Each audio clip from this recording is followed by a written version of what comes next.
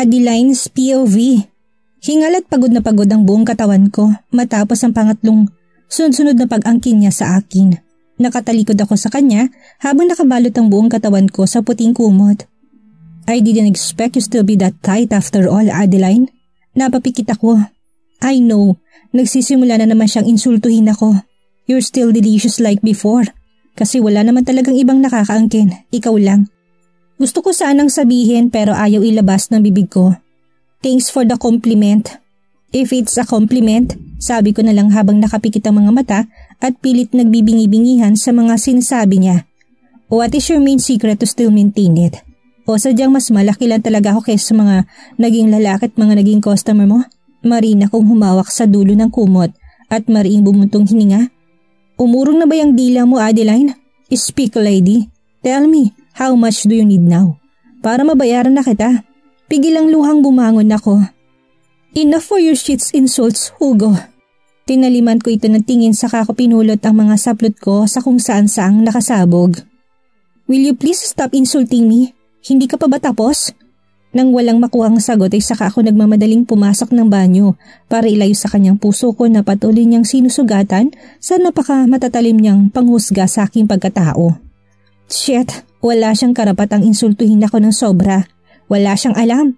Hayop ka, Hugo, for hurting me emotionally. I hate you for this. I want to hate you. Napapasabunot ako sa sarili kong buhok sa sobrang sakit na mga pinapadama niya sa akin ngayon. I want to keep being calm dahil baka manikip ang dibdib ko. But God, I can't be okay. Unti-unti akong nanghihina at napadausdos sa malamig na tiles ng banyo. God, ayokong damdamin ang sakit na paulit-ulit niyang sinasabi. Please, get rid of this feeling. Ayoko ng ganito. Ayoko nang umiyak. Please, ayoko na umiyak. Tama ng lahat ng sakit na naranasan ko. Ayoko na. Ayoko nang lumuha pa't masaktan ng ganito. Ngunit hindi nagpapaawat ang kaninang luha na pinakapipigal-pigilan kong tumulo. Ngayon lang ito bumuhos ng tuloy-tuloy. Gusto ko mang ampatin ngunit hindi ko mapigilan ang mata ko dahil masakit na masakit ng dibdib ko. All I want is to shout my pain and doubts. Gusto kong isigaw lahat at itanong sa mundo kung bakit ako pang tinamaan ng ganito kadaming suliranin sa buhay. Inubos ko munang lahat ng luhang tumutulo sa aking mga mata. Ayoko mang lumabas. Ayoko makita niya ang namumulat na mumugto kong mga mata. Kahit pagod at makirot ang buo kong katawan ay pinilit ko pa rin magbihis ng damit ko. Still my tears keep falling down like a flowing water in the river. Awang-awa ko sa sarili ko. I didn't expect this day to come na makikita kamit ganito agad na mangyayari sa akin. Humarap ako sa salamin ng matapos akong magbihis. Namumugtong mga mata ko't putlang-putlang mukha ko. Tulad ng buhay ko noon at ngayon ay wala yung kaayusan. Stop crying, Adeline. Huwag mo iyakan ang mga sinasabi niya. Gumaganti lang siya sa pang-iiwan mo noon. Hindi lang niya matanggap na iniwan mo siya. Sabi ko sa sarili ko sa harap ng malaking salamin. Kasalanan ko rin dahil nang iwan ako ng walang paalam. I wash my face and eyes using a white towel at nang mahimasmasan na ako sa nararamdamang pag-iyak. Pagkatapos ko maghilamos ay agad kong kinuha isa-isa ang makeup na kinakailangan ko para matabunan ang pamumutla ng mukha at ang mugtong mga mata ko. I'm doing my makeup which is my expertise to cover my broken self. Hindi niya dapat makitang nasasaktan ako. Never. Sinipat ko ng ilang ulit ang mukha ko sa harap ng salamin. When I'm sure that I'm already okay, ngumiti na ako ng pilit. I'm exposing my fake self to the mirror. Si Hugo lang yun, Adeline. Walang dahilan para umiyak ako sa kanyang harapan ngayon. Baka isipin lang niya nagpapaawa ako sa kanya. Isang huling ngiti habang sinusulyapan ko ang sarili ko sa harap ng salamin. Saka ako tuluyang lumabas ng banyo at inihanda ang sarili ko para harapin siya. Bumilis ang tibok ng puso ko na magtamang aming mga mata sa pagbukas ko ng pinto. Nakabukas na ang buong ilaw ng hotel room. Habang nakaupo naman ito sa dulo ng kama at nakapagbihis na rin na tulad ko. Diretsong tingin niya sa aking kabuuan. Agad ako nag-iwas ng tingin sa kanya nang matiim niyang tinitigan ang mga mata ko. Walang salitang naglakad ako. Alam ko nakasunod pa rin ang mga mata niya sa akin. Tahimik kong isinuot ang sapatos ko. Tatalikod na sana ako na magsalita siya. You forgot your check. I swallowed and I plastered a sarcastic smile, then I moved to face him. You keep the money, Mr. Darsor. Dahil gift ko talaga sa iyong nangyari sa atin sa gabing ito. It's a free service, by the way. Nakita kong pagdilim ng anyo nito na tumayo at saka lumapit sa akin. Unti-unti ako nag-iwas ng tingin sa kanya. Why not accept this money? Kulang ba? Napalunok ako na nasa harapan ko na ito ngayon. Sabihin mo lang, dadagdagan ko pa. Now, name your price. Wala akong pakialam sa pera, mabayaran lang kita. Taas no ko itong tinitigan ng mata sa mata. I don't need your money. Saka nagbaba ulit ang tingin dahil sa nangingislap na naman ng mga mata ko at ayaw ko matitigan niya ang namugto ko pa rin mga mata. You're going to accept this or I will let you taste the best of me. Huwag mo subukan ang galit ko, Adeline. Hindi ko kailangang malibre sa kaligayahan. Lalong-lalo na kung sayo sa katawan mo nang galing. Umiling-iling ako at napakura para pigilan kong luhang sumusungaw na talaga sa aking mga mata. You did it already, Hugo. Ngumiti ako ng pilit sa kanya at maagap kong pinahid ang muting butil na luwang sumangaw sa gilid ng aking mga mata. Hindi pa ba sapat yung mga pambababoy mo sa akin para lang matikman kong puot mo? It hurts, you know. You already let me taste the best of you and I really feel it physically and emotionally. Sana sapat na yun para maibasad ko yung galit mo sa akin. I hope we're even now, sabi ko sa kaito tinalikuran. Marunong ka rin palang masaktan after what you did to me, slut. Napahinto ako sa pagpihit ng seradura ng pinto. Nakuyom kong kamao ko at humarap sa kanya. Of course, marunong ako masaktan kahit siguro tarakan ako ng napakaraming anesthesia sa buong katawan ko. Mararamdaman ko pa rin ang sakit. Totoo lang naman kasi ako, Hugo, but you don't have to worry about my feelings anyway. Kasi kakayanin ko naman lahat. You know me as a brave woman. Kaya ko maging manhid palagi. To escape this bullshit and unfair life and reality. Kasi matatag akong tao. Kahit anong sakit at pananakit ay kakayanin ko. Alam mo yan. Kilala mo ko. Then I raised my eyebrows while smirking. So I gotta go now. Hope you enjoy the night. Who told you I enjoy doing it with you? Lumapit ito sa akin at sinukol ako sa saradong pinto. Hindi ako nagpakita ng kahinaan sa harapan niya. Before, I enjoy doing it with you. But now, insulto tong umiling at tinitigan ako mula ulo hanggang paa. You only have your body and face, but deep down there in your core, sirang-sira ka na. Don't ever assume that I enjoy being inside you kung napakarami na naming pumasok sa'yo. Sa galit ko hindi ko na napigilan ng kamay ko na sampalin siya ng ubod ng lakas. I said stop insulting me! Nanlilit ang mga mata nitong tumitig sa akin. Sobrang nagdilim din ang mukha niya. Why? Masakit bang marinig ang katotohanan? Ni isa kang babaeng bayaran, ha, Adeline? He pins me on the door. Nakipagtitigan pa rin ako sa kanya at hindi ako nagpakita ng pagkasindak. Pero ang totoo, nanginginig ng buong kalamnan ko sa dilim at galit na pinapakita nito. Bumabalang mukha ko nang hindi ko na siya kayang titigan pa. Tapos ka na bang magalit sa akin? Dahil gusto ko na sanang umuwi. Gusto ko na magpahinga. I say calmly habang napahawak ako sa tiyan ko na bahagyang kumikirot. You look at me, slut? Marin itong inangat ang mukha ko. Bakit nagpakita ka pa sa akin pagkatapos ng 4 na taon? Tangina, Adeline, pagkatapos ng ginawa mo sa akin noon, may mukha ka pang iharap sa akin ngayon? Lumunok ako ng mariin. Hindi sinasadyang pagkikita natin ito. Kung alam ko lang na ikaw yung taong pinakisuyo sa akin ng boss ko, sana umayaw na lang ako. Kaysa ganito mangyayari sa akin. Makakaiwas pa sana ako sa pang-iinsulto mo sa buo kong pagkatao. Mas gugustuhin ko pang iwasan ka at kalimutan ka. Napapalunok ako ng sunod-sunod. I swear, tulad mo, ayoko na rin makita kang muli, Hugo. Lies! That's only a lie. I'm really a liar. Kasi ang totoo, wala akong ibang hinangad simula noon pa kung hindi ang humingi sa kanya ng kapatawaran. Na sana patawarin na niya ako. Na magmakaawa ako at luluhod sa kanya para lang ibalik namin ang dating pagmamahalan naming dalawa. Ang dating kami. Ang dating walang hanggang saya naming dalawa. Get this check and live. Sabi nito sa sobrang diin at galit na tono sabay bitiw sa mukha ko. Leave, Adeline. Leave me alone. Get out of my sight. Nagulat pa ako nang sa pilitan niyang ilagay sa kamay ko ang cheque niya at napasinghap ako sa lakas ng kanyang pagkakasigaw na umalis na ako. Wala sa loob na inangat kong cheque at tiningnan ng halaga nun. 1,000,000 sa isang gabi? This is so big for my service fee. Napakagalante mo pa rin talaga pagdating sa akin, no? Kaya mo talagang bilhin ang buong pagkatao ko? Well, thank you for this, Hugo. Medyo pumipiyok ng boses ko sa mga oras na yon. But I can't accept this. I'm sorry. Huwag mo na sana akong pilitin. I really can't accept your money. I can't accept this, Hugo. I can't accept your wealth. Sa'yo na lang ito dahil hindi ko naman kailangan ng pera. Hindi ko inaasahang naisahang lukot kong tseke sa isang kamay ko't nilaglag yun ng kusa sa lapag. Before I turn myself, isang buti na luha kong hindi ko mapigilang sumungaw sa gilid ng mata ko.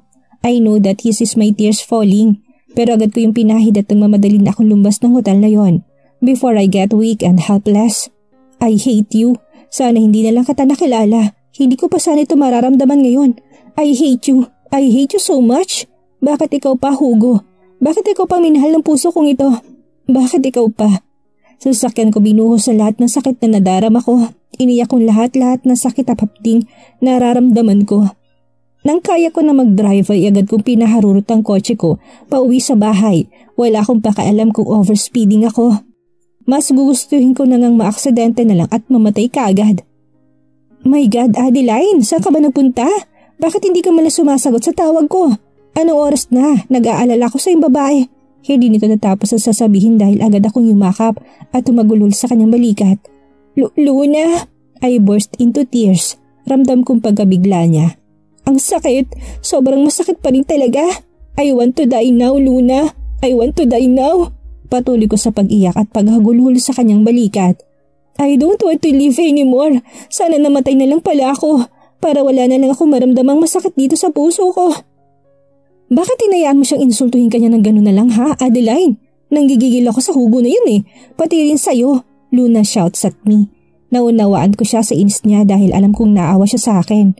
Kami lang kasing dalawang nagtutulungan sa buhay ngayon. Tulad ko, ulila din siya. Tulad ko, naranasan din niyang mabuhay mag-isa at maging palaboy-laboy sa kalsada. Tulad ko, lumayas din siya sa mga umampon sa kanya dahil sa muntik din siyang babuyin ng ama-amahan niya. Luna is half a year older than me. We have the same life story. Nakapagtrabaho rin ito sa club. Amin na ditong pinasok ang trabahong yon dahil kailangan din nito. Isa na doon ay para mabuhay at para pag-aralin ang sarili. Yumuko ako habang tahimik na umiiyak. Gustuhin ko mang magpaliwanag sa kanya. Hindi ko lang magawa kasi ibang galit niya. Sobrang galit na galit siya sa akin. Sarado ng isip niya para sa akin, lalo ng puso niya. Sinubukan mo ba? O baka naman hinayaan mo lang siyang gawin yon dahil nagigilty ka sa pangiiwan mo noon sa kanya?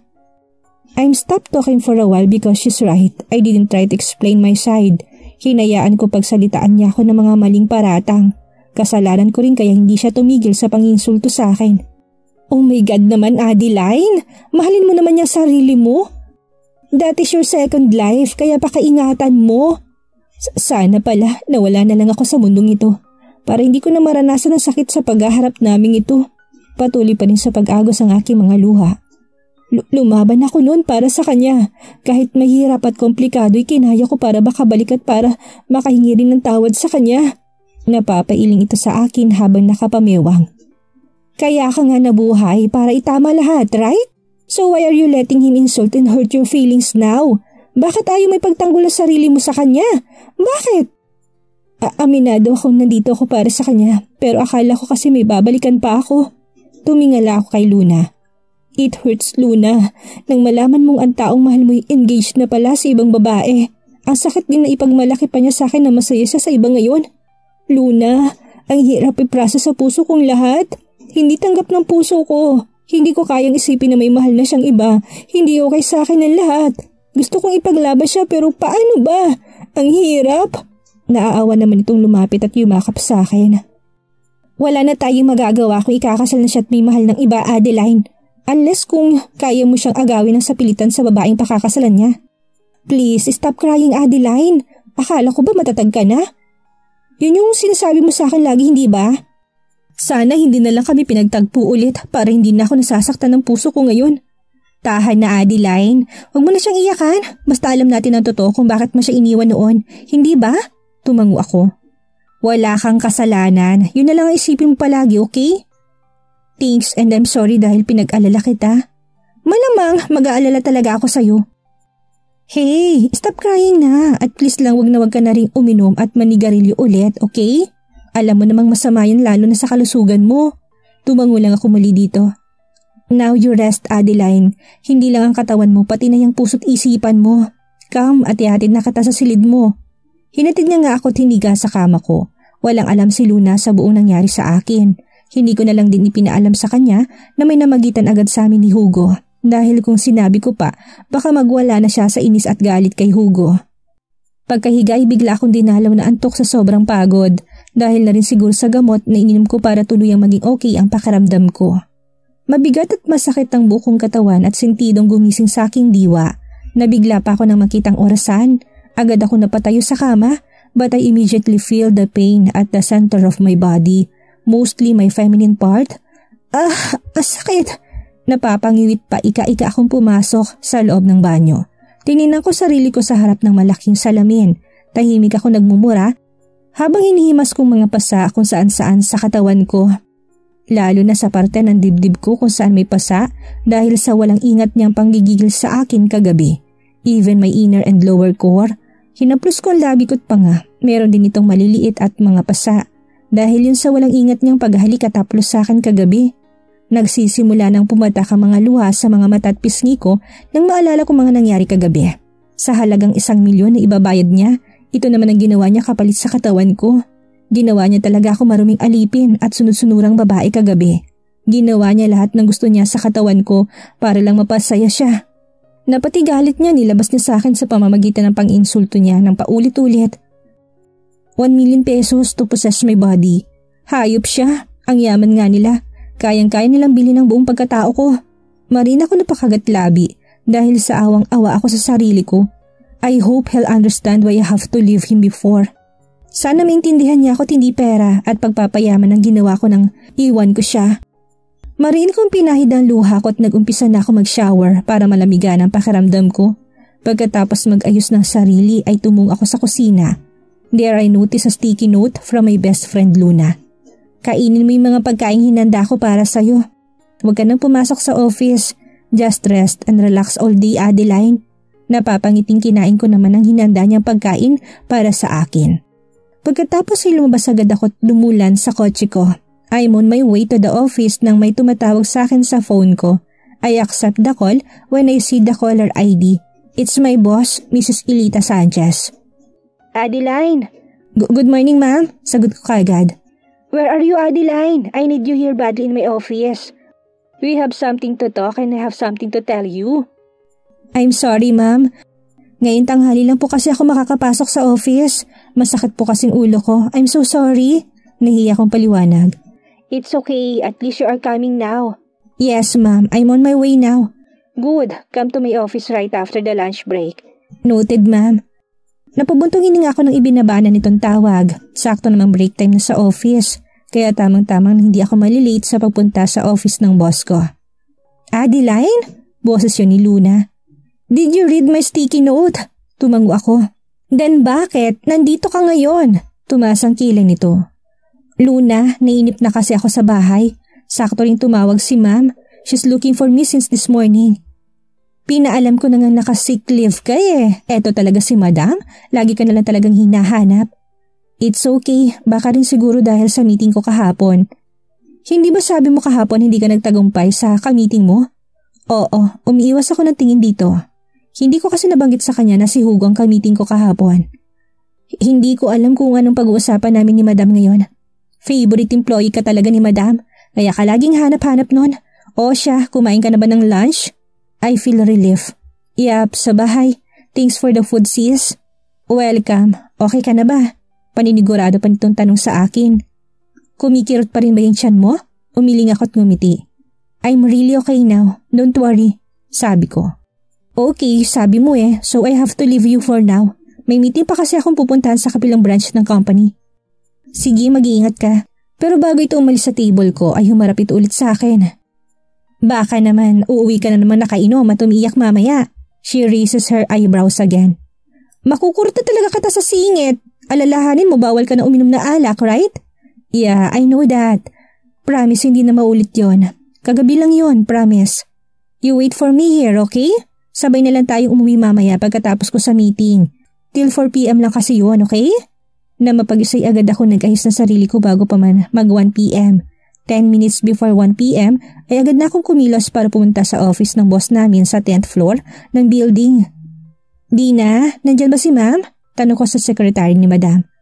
Oh, Mama Adeline. Yeah, nasa loob si Madam and she's expecting you now.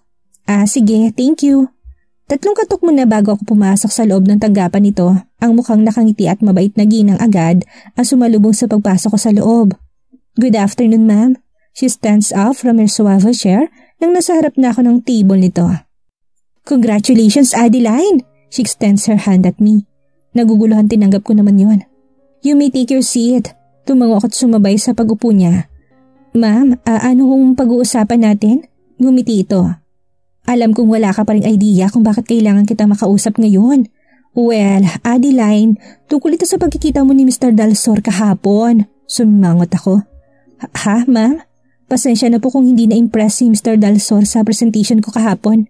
Pangalawang beses ko na po itong sinabi sa kanya kahapon at ngayon. Kaya nagtataka kung bakit kinakongratulate niya ako ngayon. Adeline, the Dalsor Companies made a call this morning. Pinapasabi raw ng CEO na si Mr. Dalsor na binabawi na raw nitong pagtanggi kahapon sa deal niyo. He just figured it out na magandang offer ng company natin. He also said he reviewed the documents and your good strategies last night. Oh, why?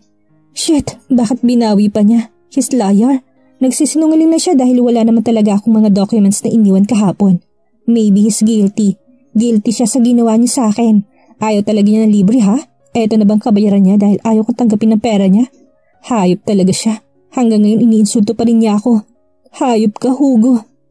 Adeline, are you with me? Oh yes, ma'am.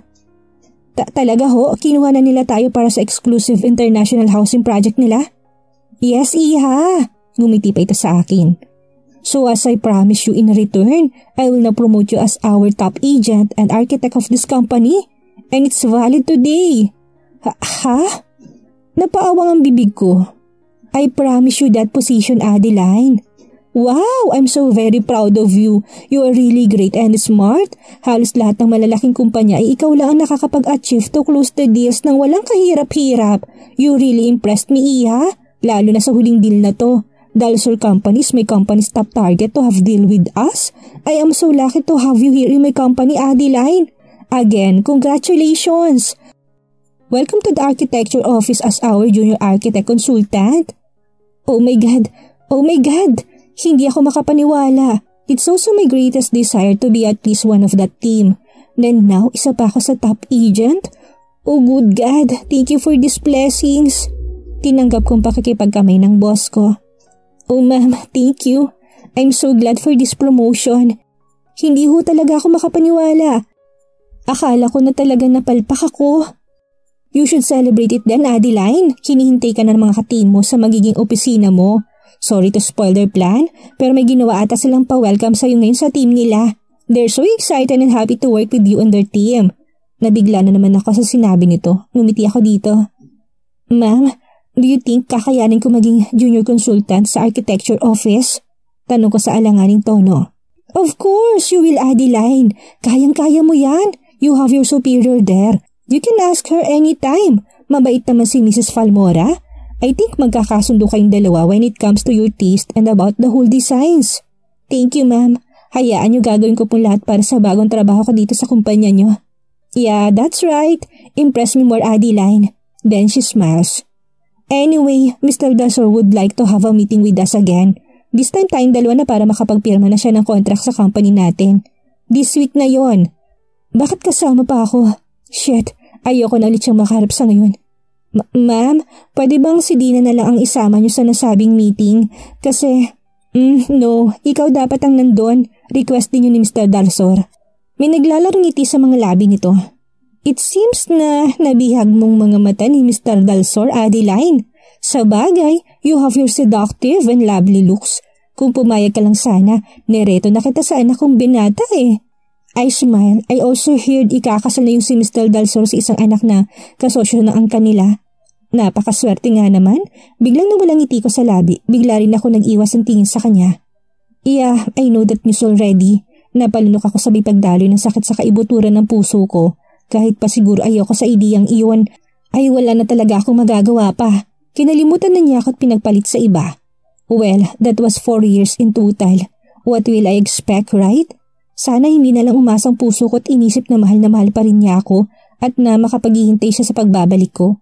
Dapat pala kinalimutan ko na lang siya nang lumayo ako at sana pala sumuko na lang ako para mabuhay noon. Wala na sana akong nararamdamang kirot sa dibdib ko ngayon. Ano nga kayang dahilan kung bakit biglaan ang paglayo ni Adeline noon kay Hugo? Ano kayang plano ni Hugo? Bakit dito tinanggap ang proposal na pinipresent sa kanya ni Adeline? Yan ang ating aalamin sa susunod nating kabanata.